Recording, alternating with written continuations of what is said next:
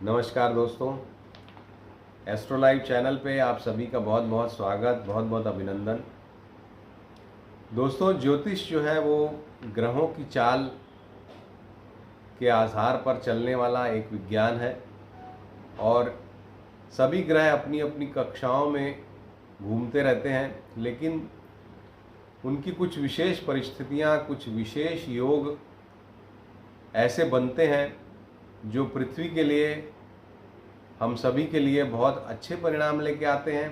कुछ योग ऐसे भी बनते हैं जो खराब परिणाम लेके आते हैं। तो आज के इस एपिसोड में हम चर्चा करने वाले हैं उन विशेष योगों की, और जिसमें ज़्यादातर बहुत ही अच्छे योग जून 2022 और जुलाई के प्रथम सप्ताह 2022 में बनने वाले हैं। ये विशेष ग्रह स्थितियाँ निश्चित रूप से आप मान लीजिए कि कुछ लग्न राशि वालों को बहुत ज़्यादा लाभ देने वाली हैं। किसी महापुरुष, किसी बड़े व्यक्ति के जन्म की तरफ भी ये ग्रह स्थितियाँ इंगित करती हैं। ऐसी ग्रह स्थितियाँ बन रही हैं जो ये साफ बतला रही हैं कि इस समय जन्म लेने वाला व्यक्ति योद्धा होगा, वीर पुरुष होगा, सत्य के लिए लड़ाई लड़ने वाला होगा। ये व्यक्ति, इसके मन में भावनाएं होंगी, इसके मन में जन कल्याण होगा और ज्ञान से परिपूर्ण होगा और अस्त्र शस्त्र चलाने में पूर्णतया निपुण होगा, बुद्धि से उग्र होगा। इस तरह की परिस्थितियों का निर्माण होने जा रहा है और कब होने जा रहा है ये भी मैं आपको बताऊंगा। तो इस एपिसोड को अंत तक देखिएगा। विशेष ग्रह स्थितियां जो हमको, आपको, सभी को प्रभावित करेंगी और आप में से कुछ लग्न राशि वालों के लिए विशेष ग्रह स्थितियां बन रही हैं, उनकी मैं बात आपको आगे बताऊंगा। तो आइए एपिसोड शुरू करते हैं। और सबसे पहले मैं आपको ये बताना चाहता हूं कि सबसे पहला जो योग बन रहा है, सबसे पहली जो ग्रहों की विशेष स्थितियां बन रही हैं, वो बन रहा है लक्ष्मी नारायण योग के द्वारा। जबकि 18 जून को बुध और शुक्र दोनों का कॉम्बिनेशन होगा। शुक्र जो है मेष राशि से निकल के वृषभ राशि में आएंगे, स्वग्रही हो जाएंगे और वहाँ पर बुध और शुक्र की युति होगी। अब जैसा हम जानते हैं कि बुध तो वाणी के कारक हैं, बुध बुद्धि के कारक हैं, विजडम के कारक हैं, और शुक्र लग्जरी के कारक हैं, धन के कारक हैं, ग्लैमर के कारक हैं। इन दोनों का कॉम्बिनेशन हमेशा से अच्छा ही रहता है। और सोने पे सुहागा ये है कि इस बार वृषभ राशि में बन रहा है, जहाँ पर शुक्र स्वग्रही होंगे, यानी उनकी खुद की राशि है, और बुध उनके परम मित्र हैं, तो परम मित्र की राशि में बुध होंगे। इसलिए ये जो योग है लक्ष्मी नारायण योग, ये बहुत ही खास बनने वाला है और ये 18 तारीख से बनेगा और दिनांक 3 जुलाई तक रहने वाला है। और ये जो कॉम्बिनेशन है ये 7-8 लग्न राशि वालों को दोस्तों बहुत ही अच्छे परिणाम देने वाला है। सबसे पहले वो आप सुन लीजिए, शायद उसमें आपकी भी लग्न या राशि हो। सबसे पहले शुक्र और बुध से प्रभावित जो लग्न और राशियां हैं, यानी कि वृषभ, मिथुन, कन्या और तुला, इनके लिए अच्छे सुखद परिणाम लेकर के आएगा। कन्या के लिए और वृषभ के लिए तो बहुत ही अच्छे परिणाम लेके आएगा, जिसको हम 100 में 100% कहते हैं, उस तरह के शुभ परिणाम लेके आएगा। जबकि मिथुन और तुला के लिए चूंकि ये युति थोड़े से कम अच्छे स्थानों पर बन रही है, तो उनको विदेश से लाभ होगा, यात्रा वगैरह में लाभ हो सकता है, लेकिन कहीं ना कहीं स्वास्थ्य और खर्च अधिक, इस तरह का भी परिणाम होगा। लेकिन जैसा मैंने कहा, वृषभ कन्या के लिए अति शुभ, कर्क के लाभ स्थान में उनके लिए अति शुभ, सिंह लग्न राशि के लिए दशम भाव में अति शुभ। इसके अलावा मकर और कुंभ लग्न राशि वालों के लिए राजयोग कारक परिणाम देने वाला ये कॉम्बिनेशन है। तो कुल मिला के जैसा मैंने बताया 4 और 2 6 और 2 8 लग्न राशियों के लिए ये अति उत्तम परिणाम लेके आने वाला कॉम्बिनेशन है। इस समय इस लग्न राशि से जो मैंने बताई हैं 8 लग्न राशियाँ, धन कमाने के मामले में, मान सम्मान के मामले में आपको अच्छी प्राप्ति होने के पूर्ण संकेत मुझे दिखाई देते हैं। इसके अलावा जो लग्न राशियां बच भी रही हैं जैसे कि मेष, वृश्चिक, इनके लिए भी ग्रहों की स्थितियां अच्छी ही हैं, इनको भी मान सम्मान, धन की प्राप्ति। तो कुल मिला के ये जो लक्ष्मी नारायण योग बन रहा है दोस्तों, ये लगभग सभी लग्न राशियों को अत्यंत सुखद परिणाम देने वाला है और इसका पूरी रूप से आप लाभ प्राप्त करने का प्रयास करें। अगर कोई लग्जरी लेना है आपको, अगर कोई गैजेट लेना है, इस तरह कोई चीज़ लेनी है, गाड़ी लेनी है, तो इसके लिए ये जो लक्ष्मी नारायण योग है ये शुभ परिणाम देता है। कोई नया आप फाइनेंशियल प्रपोजल बनाना चाहते हो, यानी कि कहीं नया इन्वेस्टमेंट करना चाहते हो, ये अगर आपकी लग्न राशि के लिए शुभ परिणाम दे रहा है, जैसे जो 8 के लिए मैंने कहा, तो उनको ये काफ़ी शुभ परिणाम देने की परिस्थिति बनाएगा। तो पहली बात, इस लक्ष्मी नारायण योग का पूर्ण रूप से आप लाभ उठाइए, जो कि 18 जून से लेके और 3 जुलाई तक बनने वाला है, या 2 जुलाई के अंत तक ही आप माने। इसके बाद दूसरा जो कॉम्बिनेशन दोस्तों बन रहा है वो बहुत विशिष्ट कॉम्बिनेशन है, और जैसा मैंने प्रारंभ में कहा कि ये ग्रह स्थितियां ऐसी हैं जो ये बताती हैं कि किसी विशिष्ट व्यक्ति का जन्म इस समय पर होगा, और ये जो तारीख होगी, ये तारीख होगी 2 जुलाई और 3 जुलाई के प्रातः तक। अब ये मैं ऐसा क्यों कह रहा हूँ उसको आपके सामने डिस्क्लोज करता हूँ, उसको बताता हूँ, एक्सप्लेन करता हूँ। दोस्तों, ये जो समय है 2 जुलाई और 3 जुलाई का, 3 जुलाई के प्रातः का, ये एक ऐसा समय रहेगा जबकि 6 ग्रह अपनी अपनी शुभ रश्मियों के साथ उपलब्ध रहेंगे। दोस्तों, महान विभूतियों का जन्म तभी होता है जब बहुत सारे ग्रह शुभ रश्मियों के साथ उपलब्ध होते हैं, और एक तरह से हम कहें तो देवांश योग का सृजन होता है ऐसे समय में। 2-3 ग्रह जब शुभ रश्मियां देते हैं, उसमें भी यदि किसी का जन्म होता है तो वो महान व्यक्ति बन जाता है। कभी मैं चर्चा करूंगा, कोई एपिसोड बनाऊंगा जिसमें महान व्यक्तियों की कुंडलियों की ही एनालिसिस करूंगा, ये मेरी बहुत इच्छा है। हो सके तो इसमें 2-3 एपिसोड बनाऊंगा, उसमें मैं आपको बताऊंगा कि कैसे 2-3 ग्रहों की शुभ रश्मियों के आधार पर प्रकृति ने महान पुरुष को गढ़ दिया। अब ये जो समय मैं आपको बता रहा हूँ, इसमें 6 ग्रहों के द्वारा शुभ रश्मियाँ प्रदान की जा रही हैं प्रकृति को, नेचर को, पृथ्वी को। इस समय जिन भी बच्चों का जन्म होगा वो विशिष्ट होंगे, विलक्षण होंगे, और चूँकि 24 घंटे में 24 घंटे का समय एक जैसा नहीं होता, ये बात वो लोग जानते हैं, वो लोग समझते हैं जो ज्योतिष से संबंधित हैं, जो दैवज्ञ हैं, वो लोग जानते हैं कि हर प्रहर में कुछ खास क्षण होते हैं जो अति शुभ होते हैं। हर दिन कुछ विशेष समय होता है जबकि बहुत ही जो शुभ समय होता है। ऐसे शुभ समय में महान विभूति पृथ्वी पर इस दौरान जन्म लेने की पूर्ण परिस्थितियां बन रही हैं।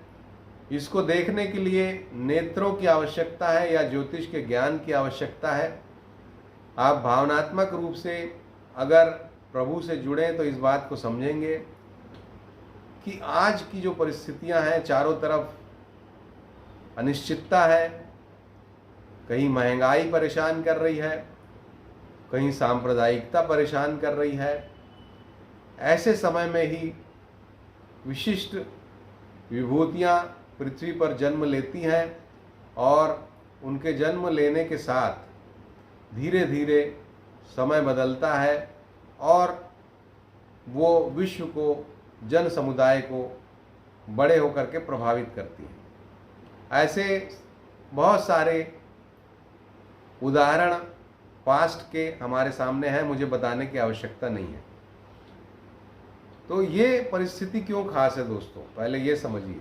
देखिए, ये जो तारीख मैं बोल रहा हूँ, इस समय मंगल जो है वो मेष राशि में होंगे और राहु के साथ होंगे, और उनके साथ यूरेनस भी होंगे। मंगल का मेष राशि में होना, साथ में राहु का होना और यूरेनस का होना एक प्रबल योद्धा का जन्म दर्शाता है। निश्चित रूप से एक प्रबल योद्धा का जन्म इस समय पर होगा। युद्धजनक परिस्थितियों के निर्माण की तरफ भी ये परिस्थितियां इंगित करती हैं। और आप देखेंगे 27 तारीख को, यानी कि 27 जून को जैसे मंगल मेष राशि में प्रवेश करेंगे और जैसे जैसे उनकी डिग्री बढ़ेगी, युद्धजनक परिस्थितियां भी बढ़ती जाएंगी। हालांकि दूसरे ग्रह योग अच्छे हैं, लेकिन टेंशन तो जरूर ये बढ़ाएंगे, क्योंकि ये युद्ध की तरफ इंगित करते हैं। ये जो मंगल की राहु के साथ स्थिति है और साथ में यूरेनस है। यूरेनस दोस्तों क्रांति वाला ग्रह है। यूरेनस एक ऐसा ग्रह है जो समूची की समूची सभ्यता को परिवर्तित कर देने वाला ग्रह है। और वो जब दो स्ट्रॉन्ग प्लैनेट्स के साथ में बैठ रहा है, एक मंगल जो कि सेनापति है ग्रहों का, युद्ध का कारक ग्रह है, दूसरा राहु जो कि हेड वाला प्लैनेट है, सिर्फ सिर है उसका, सिर्फ वो दिमाग में उग्रता लेके सोचने वाला ग्रह है। तो दिमाग में उग्रता वाला ग्रह योद्धा ग्रह के साथ बैठेगा, और साथ में यूरेनस जो कि सामाजिक क्रांति का ग्रह है। ये तीनों एक साथ जब बैठेंगे तो एक ऐसे पुरुष का जन्म होगा जो मन में, दिमाग में पूरी तरह से क्रांति को लेके जिसका जन्म होगा और क्रांतिकारी का जन्म होगा। दूसरी जो स्थिति है वो है शुक्र देव जो है वो वृषभ राशि में रहेंगे, और शुक्र देव का वृषभ राशि में होना कहीं आकर्षण को दर्शाता है। तो जिस विभूति का जन्म होगा इसमें एक स्वाभाविक आकर्षण होगा। जन समुदाय को प्रभावित करने के लिए दोस्तों आकर्षण बहुत आवश्यक है। इसके बाद मिथुन राशि में बुध स्वग्रही होंगे, जो कि बुद्धि वाणी के कारक ग्रह हैं। तो इस महापुरुष को बुध स्वग्रही होकर के वाणी के मामले में प्रबल बनाएंगे, और वाणी बहुत जरूरी है क्रांति पैदा करने के लिए या लोगों को इन्फ्लुएंस करने के लिए। वाणी के द्वारा ये व्यक्ति जन समुदाय को प्रभावित करने की क्षमता रखने वाला हो। बृहस्पति देव वो भी मीन राशि में स्वग्रही रहेंगे। मीन राशि में गुरु का स्वग्रही होना ज्ञान को दर्शाता है। ऐसा व्यक्ति बहुत ज्ञानी होता है। मीन राशि चूंकि 12 राशियों की अंतिम राशि है, तो ऐसे व्यक्ति में सभी राशियों के गुण, सभी राशियों की समझदारी का समावेश होता है। मीन राशि का स्वग्रही गुरु कहीं न कहीं एक पॉजिटिव बेंट ऑफ माइंड को भी रिप्रेजेंट करता है, एक धनात्मक सोच, एक थोड़ा धार्मिक या आध्यात्मिक सोच को भी रिप्रेजेंट करता है। तो ऐसा जो महापुरुष जन्म लेगा वो धार्मिक और आध्यात्मिक सोच वाला होगा। ये बात बताते हैं बृहस्पति देव मीन राशि में बैठ के। और इसके अलावा शनि देव अपनी जन कल्याण की राशि कुंभ में स्वग्रही होकर बैठे हैं, और ये बता रहे हैं कि इस व्यक्ति के, इस महापुरुष के हृदय में सबसे बड़ी जो भावना होगी वो होगी जन कल्याण की भावना। इनके सारे एक्शन, सारी एक्टिविटी जन कल्याण के लिए होगी। और साथ ही इच्छा सिद्धि योग भी ये बना रहे हैं, क्योंकि 11वें भाव के स्वामी 11वें भाव में बैठे हुए हैं। इसका मतलब है ये व्यक्ति जो इच्छा करेगा मेहनत के द्वारा उसको अवश्य पूरा करने में, प्राप्त करने में सफल रहेंगे ऐसे व्यक्ति। तो ये इच्छा की पूर्ति वाला योग बना रहे हैं कुंभ राशि में शनि देव बैठ के। इसके अलावा चंद्रमा की चर्चा बची हुई है। जो कि कर्क राशि में रहेंगे, आश्लेषा नक्षत्र में रहेंगे।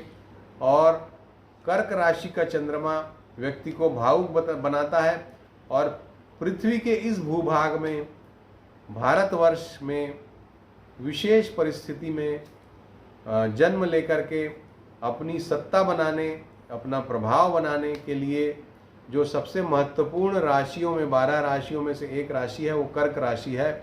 तो ये व्यक्ति जिसका जन्म कर्क राशि में होगा, ये व्यक्ति पृथ्वी के इस भूभाग पर निश्चित रूप से अपना प्रभाव बनाने में सफल रहेगा, जब वो चंद्रमा के अलावा 5 अन्य स्वग्रही ग्रहों का स्ट्रेंथ उनकी ले के साथ में होगा। दोस्तों, ज्योतिष में कहा जाता है कि यदि 3 से 4 ग्रह भी स्वग्रही हों तो प्रबल राजयोग का निर्माण हो जाता है, और अगर 5 से 6 ग्रह स्वग्रही होते हैं तो ऐसा व्यक्ति जो होता है राजाओं का राजा होता है, ये कहा जाता है।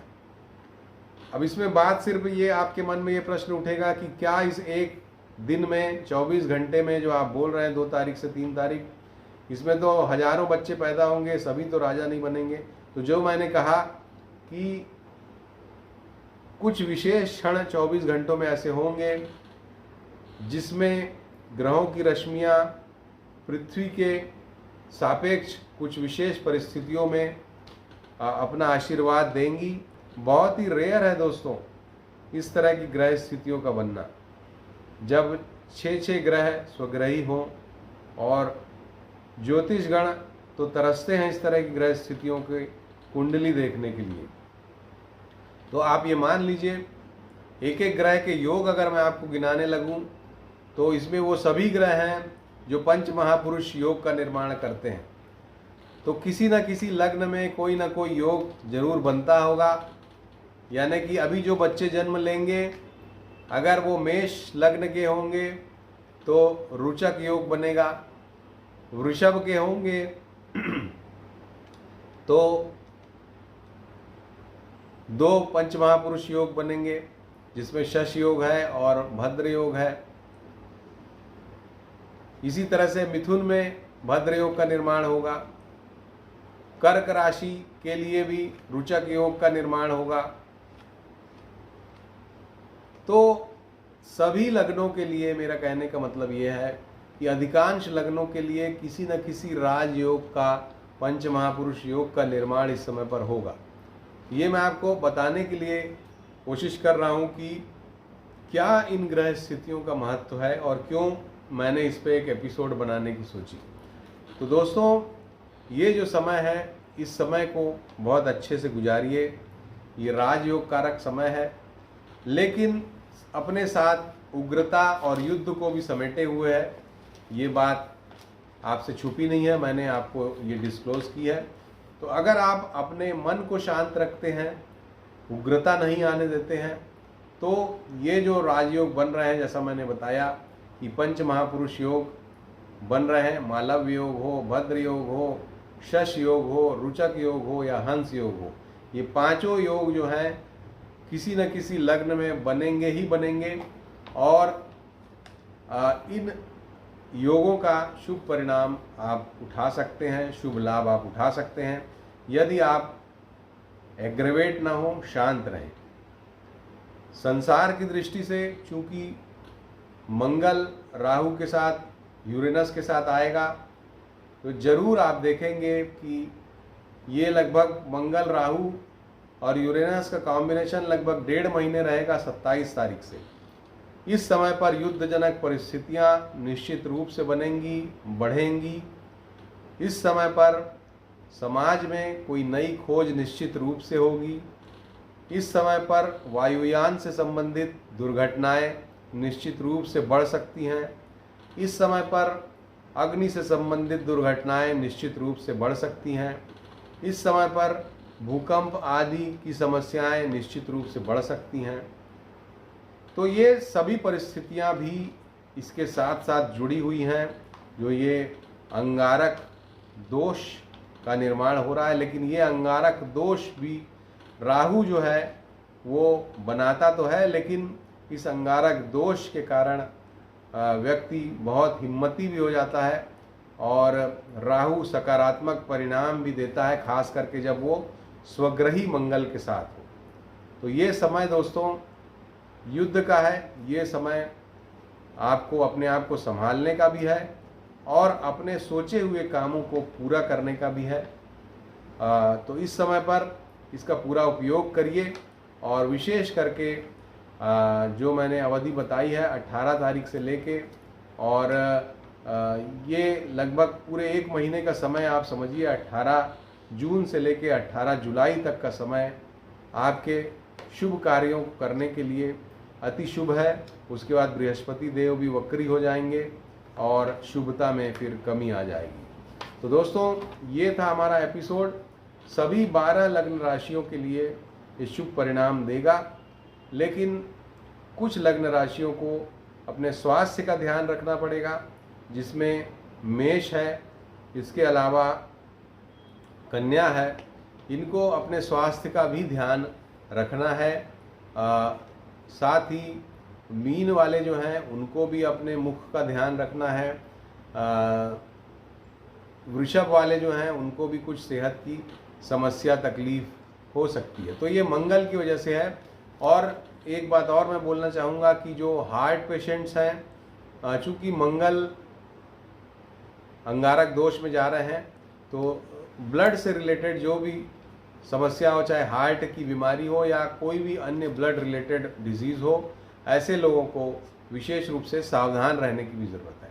तो दोस्तों शुभ और अशुभ दोनों परिणामों का कॉम्बिनेशन ये समय है और जैसा चुनेंगे वैसा पाएंगे। शांत रहिए और ग्रहों के शुभ फलों को चुनते जाइए और अपने जीवन को सफल बनाइए। नमस्कार।